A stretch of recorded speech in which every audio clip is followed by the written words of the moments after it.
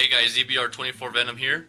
So as you see right now, I have my 1440p monitor hooked up with a beautiful Titanfall 2 picture background. And then I wanted to show you guys the small upgrades that I have done on my PC so far. Now my PC was built around right at the end of 2012, so you would say that it's pretty beat up already. It needs some upgrades, right? But I'll explain to you why you don't really need that much to keep it running really well on some amazing games.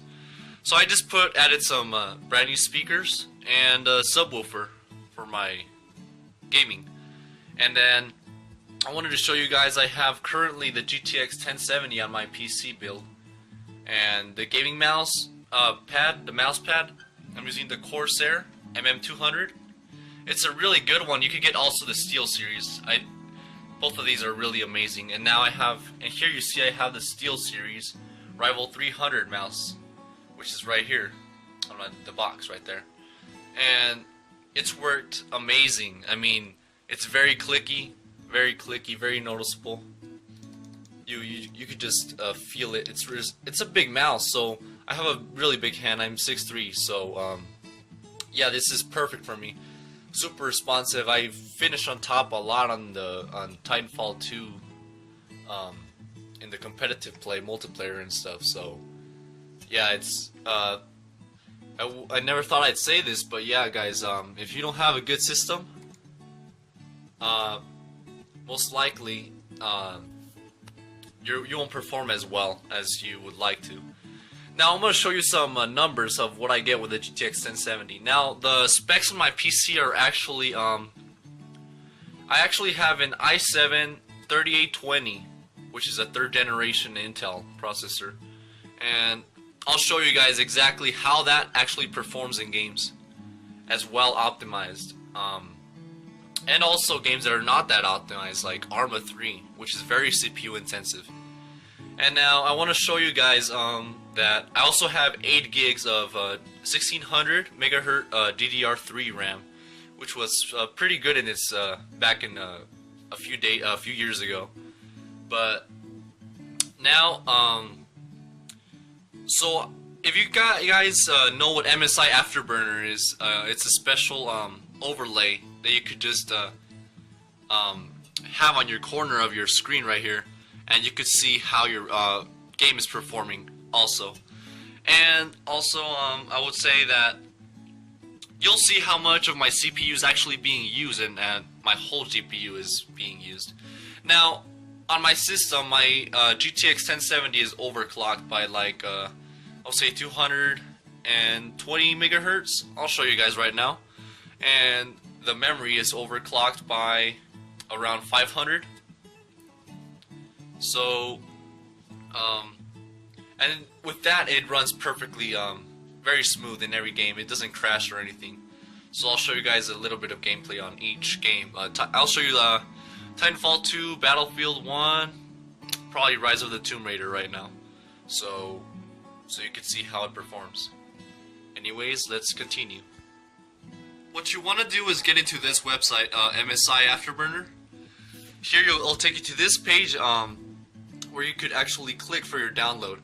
So you click here on your downloads and just download the first one, download Afterburner, and then from there you just install it, and then you could just set overlay on Riva Tuner, and that's all you need, guys, to check how much CPU and GPU performance you get out of it. Alright, so now I'm gonna show you a game. Let's try I'm gonna try Battlefield. Let's try some Battlefield. Alright, so I got the first campaign mission going, and here you can see how the frames per second is actually running. I put this mission because it's one of the most active. There's a lot of soldiers, a lot of AI, explosions, so I think it would have tested your PC. So this is running on ultra settings, and right now it's running pretty high in 1440p. So as you can see, it's not using that much of my CPU power. It's not, but it's using like around 76%, 77% of my GPU. Now the price to performance ratio on the GTX 1070 is superior to the 1080.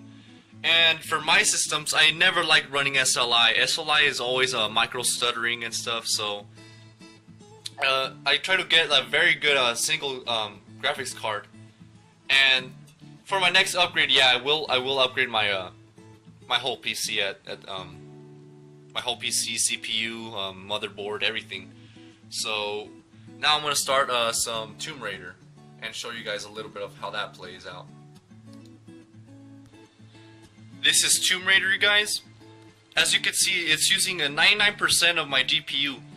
Here you can see how much my GPU is actually clocked at the high settings. Here's my memory clock, and that's how much memory is being used.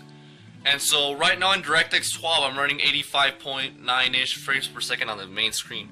So I have all the settings in the max, and I'm gonna do a startup benchmark for you guys, so you can see how it performs on the in game. Just take a look at the numbers. You'll see how the megahertz right now, that's running at the normal clock rate, and then it's gonna overclock it as soon as the game pops up. So here's Lara. Look at the frame rate.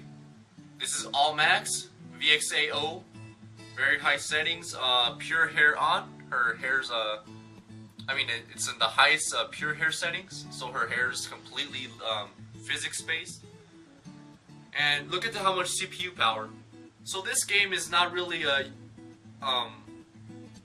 affecting my CPU power at all.